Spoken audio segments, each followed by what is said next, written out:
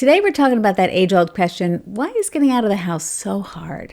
You said 5 more minutes, that was 20 minutes ago, and you're still in the house. One shoe is on, the other one is gone, not misplaced, gone. And somebody has just decided right now that this is the moment they need a snack. 45 minutes of preparation for a 10-minute errand. You meant to leave at 10, it's now 10:45, and somewhere between shoes on and we're going, the whole thing came apart. Same as yesterday. Same as the day before. Here's what we're going to talk about today. The morning didn't fall apart at the door. And that's why the tools you're reaching for at the door, the warnings, the reasoning, the counting down, they're not working. The morning began to unravel earlier in the process, which is actually great news because we can find solutions all through the process. Another element that intensifies the issue is the cumulative stress of the last month of mornings. Stay with me till the end because we'll address what to do about that stress bundle. If we haven't met yet, I'm Andrea Pollack. I'm a parenting educator and coach, and I work with parents of autistic and neurodivergent kids. I'm also the parent of an autistic adult, so I come at this from both sides of the desk. Let's get into it. Here's the script that most of us absorbed about how leaving the house is supposed to go. You say, get your shoes on, and your child gets their shoes on. I mean, maybe they whine or dawdle briefly, but they get the shoes on eventually and you go. For a lot of kids, that process gets the job done well enough. Nobody loves stopping in the middle of something, but the machinery generally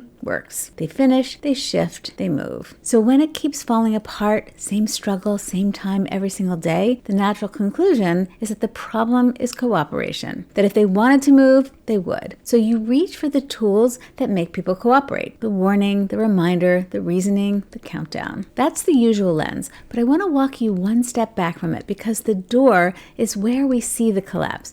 But as I just mentioned, it's not where the collapse begins. Think of your child as starting each morning with a certain amount of capacity for demands, transitions, sensory surprises, the friction of things not going their way. And they don't always start the morning with a full tank. They don't always start in the same place at all. Some mornings, they might wake up already taxed. Maybe they didn't sleep well. Maybe they're anxious about the day ahead. Maybe it's a PE day and they dread PE. Maybe it's cold and they can already anticipate the fight that's coming over putting on their winter jacket. Some mornings, it's the opposite. They're silly, wired, joyful, and completely unfocused. That's not depletion, but it still shapes how much they've got available for shoes on, we're leaving. Then the demands of the morning begin. Each one getting dressed, coming to breakfast, brushing teeth, draws on that same supply. And for a lot of autistic kids, these demands cost more than they would for another child. So whatever they started the morning with, it's being spent down as the morning goes. Each of these earlier moments is a place that might call for a bit of extra support to increase the odds that your child can succeed at each point along the way. A small bit of support in getting dressed, for example, or at breakfast isn't a detour from the goal. It's how you leave more in the tank for the biggest demand of all, which is ultimately just getting out the door. On most days, by the time you reach the door, the shoe that doesn't feel right or the jacket that's scratchy isn't the cause of the collapse. It's the last bit of friction on a supply that was being quietly taxed all morning. Again, the great news about that is that it suggests there are lots of places further up the pipeline where we have chances to plant the seeds of success all morning. Which brings us to the first move. Before you assume the problem is cooperation, read the state, whatever it is. Down, wired, joyful but scattered. Think of it like checking the weather before you set out. You're not forecasting the whole day and you don't have to get it exactly right. You're just taking a quick read. This isn't an anxious scan for problems. It's the opposite. It's a quick, low-stakes read. So you're responding to the child in front of you today instead of the one you got out the door yesterday. Some mornings, that read tells you they've got plenty in the tank. Some mornings, it tells you to bring more support. You're just checking before you decide which. Now that you look at the morning from this perspective, you can easily see why the usual tools we bring to this process fail. The warning, the countdown that you're giving to help, 5 minutes, then choose, isn't landing as help.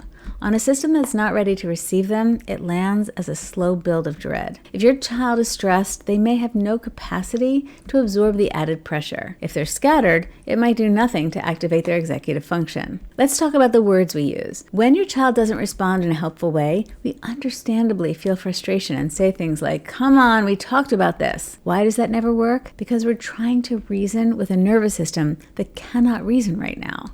Reasoning takes a regulated brain, and regulation is the exact thing that is in short supply right now. So every calm, sensible sentence we add either fails or backfires. Sit with that for a second, because it's a strange and unfair thing. 3 of the things you're doing specifically to help: starting the day on time, giving fair warning, explaining yourself calmly, each might be landing as pressure on a system that can't execute on those demands right now. Which is, again, kind of good news, because it means the problem wasn't ever that your child won't cooperate. It's that you've been handed the wrong tools and directed to look at the wrong point in the morning. So what do you do instead? Here's where most parents feel stuck between 2 options. Make them do it, hold the line, enforce the shoes, or just do it for them. Just put the shoes on and get out the door. And both of those feel like the only 2 roads that are there. But actually, they're the same road. Both of them treat the shoes as the whole point. One tries to force cooperation, the other just abandons it altogether. But neither one touches on what's really happening underneath. There is a third way, and it's more subtle than either of those. It's providing the exact support that your child needs at each step as you go through the morning. No more support than they need, while you communicate genuinely that you believe that they are getting this, that they are growing their ability. It's not doing it for them. Doing it for them, you do forever, and nothing grows. Providing increments of support that they need has, by definition, the reduction of support built right into it, because the whole stance is pointed at their capability, not away from it. You're holding the part that they can't hold yet and steadily stepping back as they can. And the support is doing 2 jobs at once. Part of it is helping to build the specific skill, right?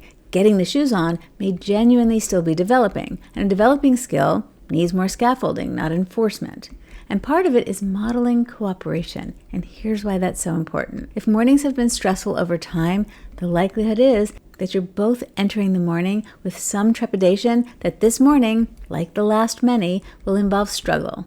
You're both bracing for impact, which carries forward the tension from every morning before this one. When you initiate the support and model the cooperation, you're signaling to their nervous system and to yours that the bracing is no longer necessary. Both the specific skill, the shoes, and the pent-up stress improve. They might be on 2 different clocks though, right? The skill grows with practice. The bracing sometimes eases more slowly as your child gathers evidence across the days that this kind of morning is the new normal. So let's talk about what this might look like in real life, so you know it's working and you don't quit too early. The first time you support instead of enforce, the morning feels different. Your child responds to the support, feels more cooperative right away. That's real.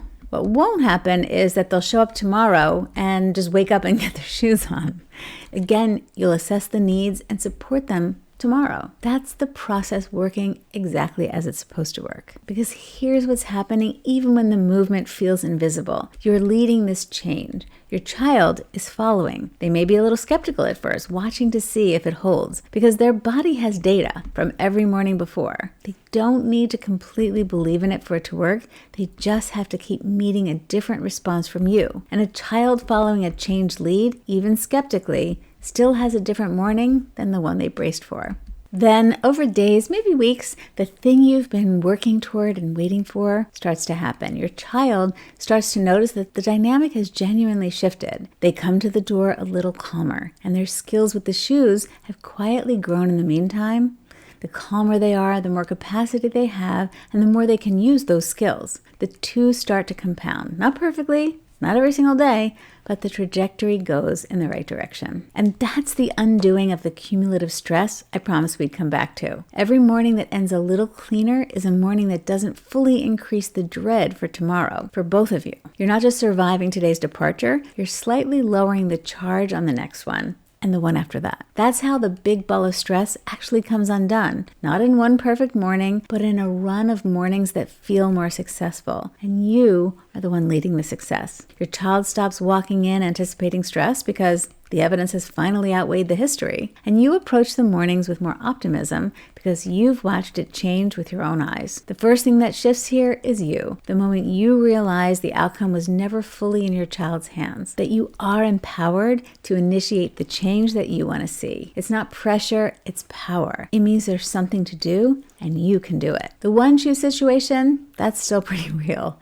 The vanished water bottle, also real. But you have now increased the odds of a successful morning by seeding it all the way through. If this gave you a new way to think about your mornings, I hope you'll consider subscribing, hitting the like button. It genuinely helps these videos reach more parents who are looking for them, and it helps out the channel. And I'd love to hear from you. Where does your morning most often fall apart? Is it a step in the sequence, or is it something sensory? Drop it in the comments. I'm happy to respond, and it also helps me sometimes make new videos that might help you even more. I'll see you in the next one.